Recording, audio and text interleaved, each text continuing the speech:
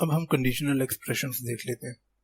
Conditional expressions से पहले हम बूलियंस देख लेते हैं कि बूलियंस क्या होती हैं।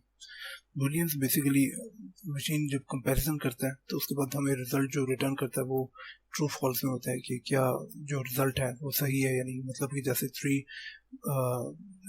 इज इक्वल टू, हम कंपेयर करते हैं कि क्या 3 इक्वल टू 2 है या नहीं, या 3 इक्वल टू 5 है या नहीं। तो ऑब्वियसली 3 जो है वो 5 से छोटा है, तो ये इसका रिजल्ट जो है फॉल्स होगा। और ये हम अपने बचपन की क्लासेस में कर चुके हैं।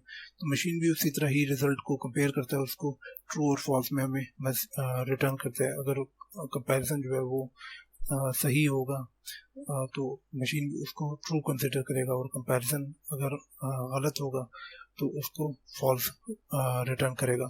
जैसे कि मैं 2 लेस देन 3 करूँगा, तो ये जब हम कंपेयर करते हैं तो ऑब्वियसली ये हम कंपैरिजन के लिए यूज़ करते हैं, इसको हम लेस देन भी कहते हैं।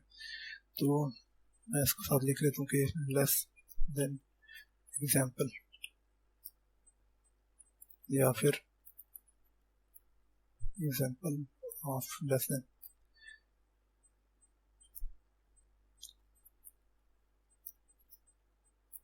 इसी तरह अगर मैंने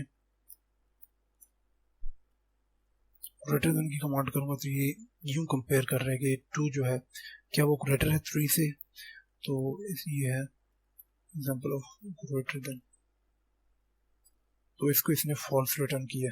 2 लेस देन 3 को इसने ट्रू किया क्योंकि ऑब्वियसली वो ट्रू था। 2 जो है उसकी वैल्यू कम है, 2 वैल्यू कम है 3 से। और जब नेक्स्ट लाइन में हमने कंपेयर किया यहाँ पर, तो इसने ये कंपेयर किया 2 जो वैल्यू है वो 3 से बड़ी है या नहीं। तो ऑब्वियसली ये फॉल्स है क्योंकि 2 जो है वो छोटा है। तो इसके और अगर हम करें तो 2 क्या वो बराबर इक्वल 3, तो इसको हम इक्वल टू कहते हैं।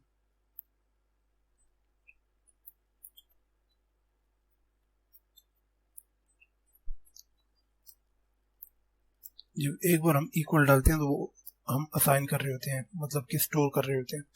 जब हम 2 बार इक्वल डालते हैं तो वो कंपेयर करता है, मशीन जो है मशीन कंपेयर करता है कि क्या ये दो जो लेफ्ट पे वैल्यू है और राइट पे वैल्यू है क्या वो बराबर है या नहीं। तो ये फॉल्स है क्योंकि 2 और 3 जो है ये बराबर नहीं है, 3 बड़ा है। तो अब मैं एक और कमांड करता हूँ कि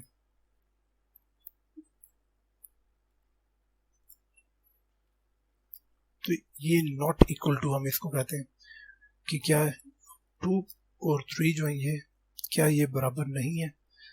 तो ऑब्वियसली ये बराबर नहीं है, तो इसको नॉट इक्वल की वजह से, नॉट की वजह से ये बराबर नहीं है और इसको ट्रू रिटर्न करेगा मशीन। तो ये नॉट इक्वल टू की एग्जांपल है।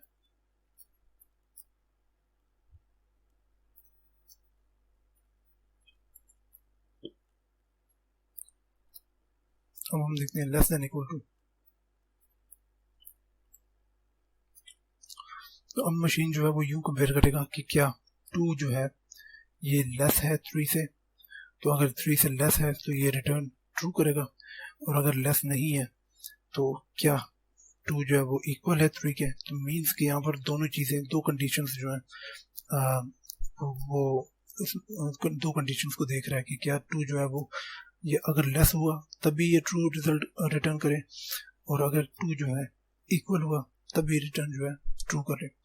तो 2 जो है वो इक्वल तो नहीं है ऑब्वियसली, तो लेकिन 2 लेस देन 3 होने की वजह से ये हमें ट्रू रिजल्ट रिटर्न कर रहा है कि हमने कंडीशन रखी थी या तो लेस होना चाहिए या बराबर होना चाहिए। तो less than equal to.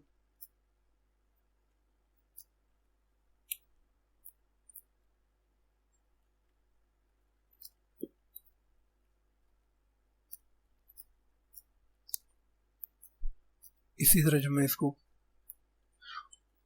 Opposite में करूँ तो ये अब ग्रेटर देन इक्वल टू हो चुका है कि क्या 2 अगर ग्रेटर है तभी ट्रू रिटर्न करे, और अगर इक्वल है तभी ट्रू रिटर्न करे। मीन्स कि इनमें से कोई एक कंडीशन भी ट्रू होती है तो ये रिजल्ट को ट्रू रिटर्न करे। तो example of greater than equal to, तो ये फॉल्स है क्योंकि 2 जो है ना तो ग्रेटर है 3 से और ना ही इक्वल है 3 के।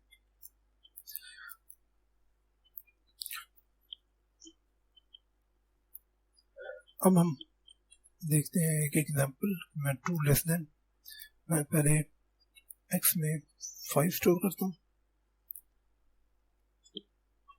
फिर मैं लिखता हूँ two less than x less than 10। तो जिस तरह हम नॉर्मली कंपैरिजन करते हैं, मशीन भी उसी तरह कंपेयर करेगा कि क्या x जो है वो, क्या 2 जो है वो छोटा है x से।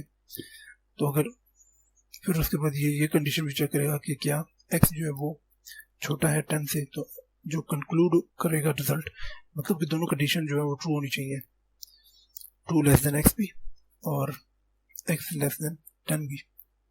तो ये ट्रू है क्योंकि 2 5 से छोटा है और x जो है जो कि 5 है, 5 10 से छोटा है।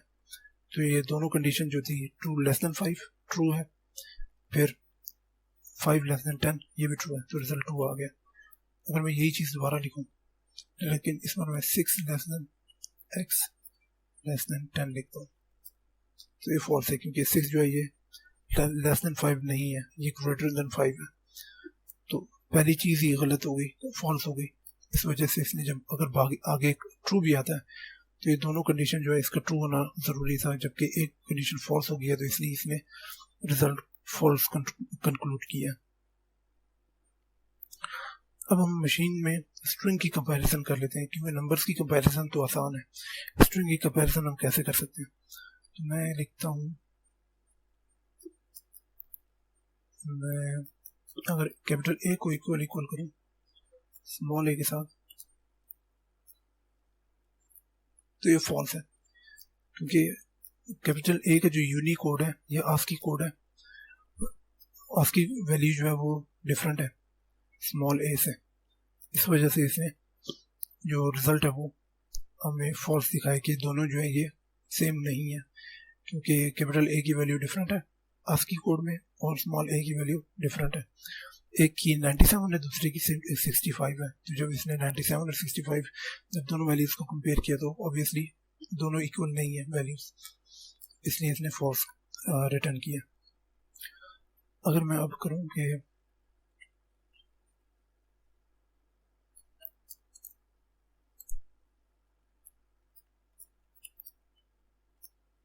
सम ग्रेटर देन जावा, ये ट्रू है। तो जो वैल्यूज ये मशीन इनकी जब करेगा कंपेयर करेगा तो जो रिजल्ट होगा ये उसके मुताबिक रिजल्ट रिटर्न करेगा, और जो ऑर्डरिंग होगी वो लेक्सिकल ऑर्डर होगी। अब हम देखते हैं ऑपरेटर्स हमारे पास कौन कौन से, एंड ऑपरेटर है, और ऑपरेटर है, जो बुलियन ऑपरेटर्स हमारे पास हैं।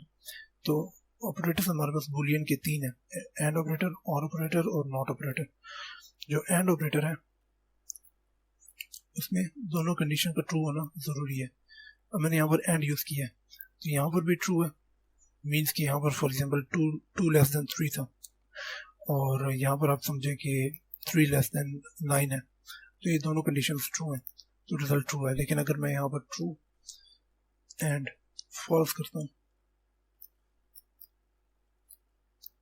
तो यहाँ पर दोनों कंडीशन का ट्रू होना ज़रूरी था, ट्रू भी और इधर भी ट्रू होना ज़रूरी है, तभी ये ओवरऑल जो रिजल्ट होगा उसको ट्रू कंसिडर करेगा। जो और ऑपरेटर है उसमें कोई एक भी कंडीशन अगर ट्रू होती है वो दोनों में भी ट्रू अगर कंडीशन होती है ट्रू रिटर्न करेगा, लेकिन अगर एक कंडीशन भी ट्रू होती है तभी ये ट्रू हमें रिजल्ट रिटर्न करता है। जैसे 2 लेस देन 3 करके लेते हैं, 2 लेस देन 3 और 3 ग्रेटर देन 9, जबकि ये जो है ये फॉल्स रिटर्न करेगा और ये ट्रू, और ऑपरेटर इसको ट्रू कर रहा है। लेकिन अगर मैं इसी को ही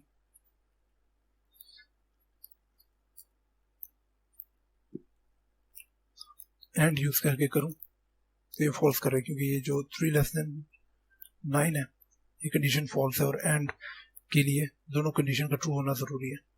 अब मैं यूज करता हूँ नॉट ऑपरेटर। तो नॉट के लिए हम सिंपल नॉट लिखते हैं और यहाँ पर हम कोई भी कंडीशन लिख सकते हैं, जैसे 2 लेस देन 3। तो नॉट ऑपरेटर जो है वो रिजल्ट को इन्वर्ट कर देता है। अब यहाँ पर मेरे पास 2 लेस देन 3 है, ये ट्रू रिटर्न कर रहा है, लेकिन जब मैं इसको रन करूँगा तो ये टोटल जब नॉट की वजह से फॉल्स कर देगा। और इसको मैं अगर यूँ करूँ नॉट ट्रू तो ये फॉल्स रिटर्न कर रहा है। अब हम कंडीशनल एक्सप्रेशंस पर आते हैं।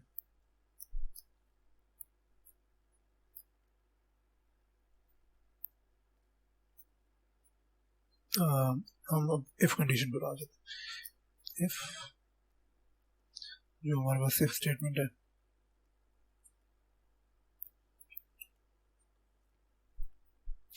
जिस तरह हम अपनी डेली लाइफ एग्जाम्पल हमारी लाइफ डिसीजंस होती हैं, उसी तरह ही प्रोग्रामिंग में हम इफ स्टेटमेंट यूज़ करते हैं। जैसे हम कोई चीज़, हमने प्रोडक्ट कोई ख़रीदना होता है तो उसके लिए हम अपने दिमाग में उसकी कैलकुलेशन करते हैं। अगर वो प्रोडक्ट चीप प्राइस पर हमें अवेलेबल होगा, चीप प्राइस पर हमें मिलेगा तो हम उसको ख़रीद लेंगे। अगर चीप प्राइस पर हमें नहीं मिलता तो हम उसको नहीं खरीदेंगे। तो ये इफ एल्स की कंडीशन ही बन जाती है कि इफ़ प्रोडक्ट अगर हमारा चीप प्राइस पर अवेलेबल है तो हम खरीद लेंगे, और एल्स हम नहीं खरीदेंगे। तो इफ एल्स पाइथन में भी इसी तरह यूज होता है कि इफ हम इफ के साथ कंडीशन लिखते हैं कि अगर कंडीशन ट्रू है तो इफ के अंदर जिस तरह हमने फंक्शन देखा था, हम एक स्पेसिफिक स्पेसेस देकर स्पेसिफिक स्पेसेस के बाद हम जो लाइन ऑफ कोड लिखेंगे, तो अगर इफ की कंडीशन ट्रू होगी तो तब वो लाइन ऑफ कोड चलेगा, वरना तो वो लाइन ऑफ कोड नहीं चलेगा। जो मशीन है वो उसको इग्नोर कर देगा। जैसे कि मैं वेरिएबल बनाता हूँ x इज इक्वल टू 42, इसके बाद मैं चेक कर दूं कि इफ x mod 2 इक्वल 0, तो हम ऑलरेडी देख चुके हैं कि जो मॉडुलस है वो हमें रिमाइंडर रिटर्न करता है।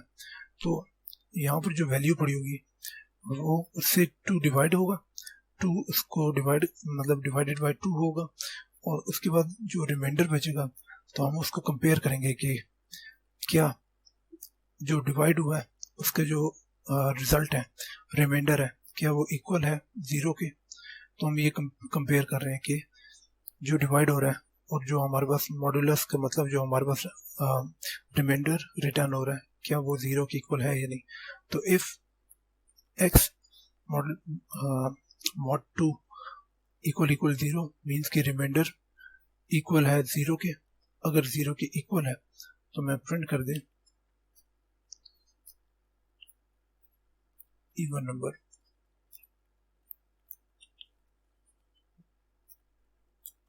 तो भी आप देख सकते हैं ये 42 जो है ये इवन था।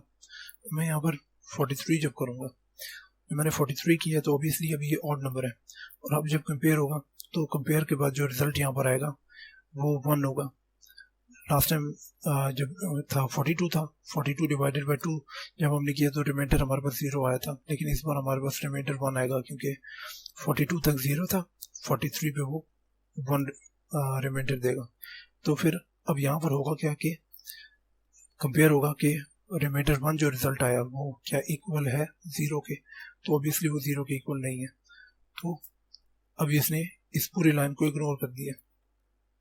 तो अगर मैं फंक्शन के बाहर प्रिंट करूं कोई मैसेज,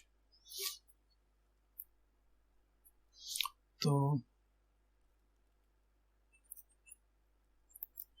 अब आप देख सकते हैं उसने इवन नंबर को प्रिंट नहीं किया, उसने जो फंक्शन के बाहर मैंने प्रिंट लिखा था उसको उसने वो प्रिंट कर दिया, क्योंकि हमारा जो नंबर है वो ऑड नंबर है, जो कि 43 एक ऑड नंबर है। अब हम देखते हैं एल्स स्टेटमेंट भी। अब इफ और एल्स,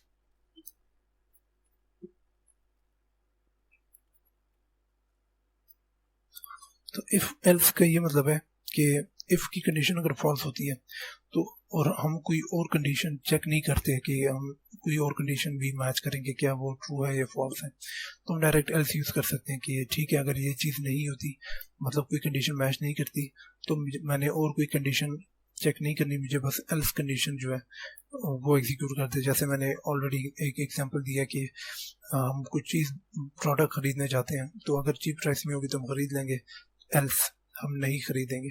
तो यहाँ पर वही एग्जांपल यूज होगी कि x इज इक्वल टू 3 है, x में 3 सेव है, तो इफ x mod 2 इक्वल 0 है, प्रिंट कर दें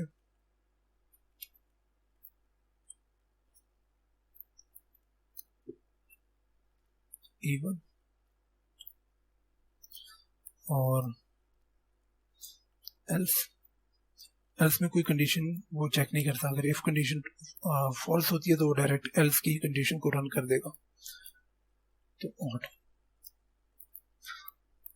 एक्स जो कि ऑड नंबर है, तो इसने ये कंपेयर किया कि क्या रिमाइंडर 0, यहाँ पर रिमाइंडर 0 आता है या नहीं। तो यहाँ पर रिमाइंडर जो आया वो 1 आया, फिर उसने मैच किया कि 1 क्या इक्वल है 0 के, तो वो 0 के इक्वल नहीं है, तो ये टोटल कंडीशन जो है वो फॉल्स हो गई। तो इफ कंडीशन इग्नोर हो गई, उसके बाद वो एल्स कंडीशन पे आ गया, और एल्स पे उसने कोई और कंडीशन मैच नहीं की, तो एल्स के में उसने डायरेक्ट और हमें डिस्प्ले कर दिया। अब मैं एक और चीज़ यूज़ करता हूँ जिसको कहते हैं if elif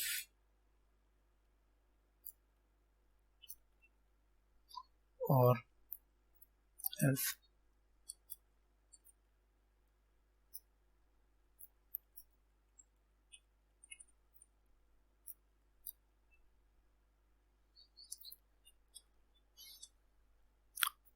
if elif else का ये में एलिफ जो है उसका ये मतलब है कि अगर इफ कंडीशन ट्रू नहीं होती तो हम सेकंड कंडीशन को चेक करेंगे कि क्या एलिफ का मतलब एल्स इफ, कि इफ की कंडीशन नहीं चली तो दूसरी कंडीशन क्या वो ट्रू है या नहीं। अगर दूसरी कंडीशन में ट्रू नहीं है तो फिर मैंने और कोई कंडीशन चेक नहीं करनी, मुझे डायरेक्ट फॉल्स में जो मैं चाहता हूँ मुझे वो बस एग्जीक्यूट कर दें। तो पहले इफ की कंडीशन चेक होगी, अगर ट्रू है तो ठीक, नहीं है तो फिर एलिफ की कंडीशन चेक होगी कि एलिफ में कंडीशन ट्रू है या नहीं। तो कंडीशन ट्रू हुई एलिफ की, तो एलिफ के अंदर जो हमने लाइन ऑफ कोड लिखा होगा उसको एग्जीक्यूट कर देगा। अगर लाइन ऑफ एलिफ की कंडीशन फॉल्स है तो वो फिर एल्स पर आएगा, और एल्स में वो कोई कंडीशन नहीं देखेगा, वो डायरेक्ट जो उसके अंदर एल्स में हमने लाइन ऑफ कोड लिखा होगा उसको एग्जीक्यूट कर देगा। जैसे कि x is equal to 42, if x is less than 10 तो प्रिंट कर दे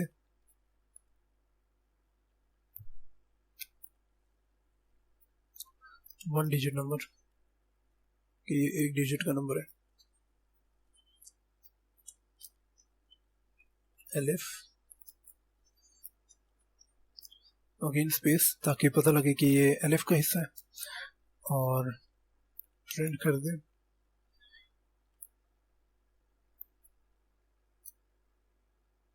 एलिफ में मैंने वो नहीं लिखा, x अगर लेस देन है 100 के, ऑब्वियसली 99 तक है, तो ये 2 डिजिट नंबर है, और अगर 10 से छोटा भी नहीं है, 100 से छोटा भी नहीं है, तो फिर एल्स में मुझे रन कर दे। एल्स में वो कोई कंडीशन चेक नहीं करेगा, और मैं जो लाइंस लिखूंगा उसको डायरेक्ट वो फिर अगर दोनों कंडीशन फॉल्स होती हैं, इफ की भी एलिफ की भी, तो एल्स की कंडीशन वो डायरेक्ट फिर चला देगा बिना कोई कंडीशन चेक किए। तो बिग नंबर, तो हमारा जो x था वो 42 था, जो कि लेस देन 10 तो नहीं है, तो उसने इफ को इग्नोर कर दिया, और इफ की लाइन जो हमने लिखी थी वो उसको भी इग्नोर कर दिया।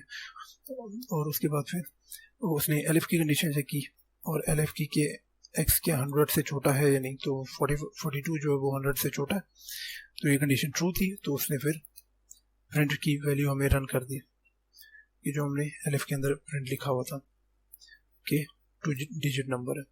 और उसने फिर एल्स को नहीं देखा, उसने सिर्फ एलिफ की कंडीशन ट्रू हुई है तो उसने बस वही चला दी।